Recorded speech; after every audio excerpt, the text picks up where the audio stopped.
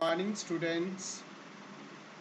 Today's topic is substitution method. Linear equation in two variable. Linear equation in two variables means that the general form of the linear equation in two variables is ax plus by equals to c. In exercise 3.3 we learn about the substitution method. In the substitution method, we insert one variable value to the other. Firstly, we have to find the first variable value, then we have to take that value for inserting into the in another equation for finding the second variable value. So let's start. So today's first question is x plus y equal to 14. This is the first equation. X minus y equal to 4. This is the second equation. We write it like here that x plus y equals to 14. This is the first. X minus y equal to 4 equal to second. Mostly we will solve the first equation for finding the value of x and y. What we have to do, we have to take x or y variable in the left hand side and rest of all the values are in the right hand side.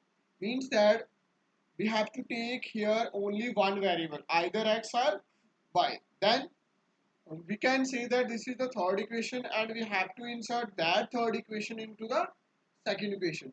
When we insert y equal to 14 minus x in place of x, in place of y, it becomes x minus 14 minus x equals to 4. So when we open the bracket, it will becomes x minus 14. It become x minus 14 minus x, and it becomes 2x equal to, then 4 plus 14 is equal to 18. Understand? Now x is equals to 18 divided by 2 equal to 9. In this way, we will find the value of x. After finding the value of x, we have to insert that value of x into the value of y. When we insert the value of y equal to 14 minus 9 and x is equal to 9, so it becomes 5. Hence, x equal to 9 and y equal to 5. And this is the first question. What we have to do, for a substitution method, we have to substitute the one value into the other. Means that what are the steps we have to take? This is the first equation and this one is the second equation. Mostly we will solve the first equation. By solving the first equation, we will find the value of either x or y.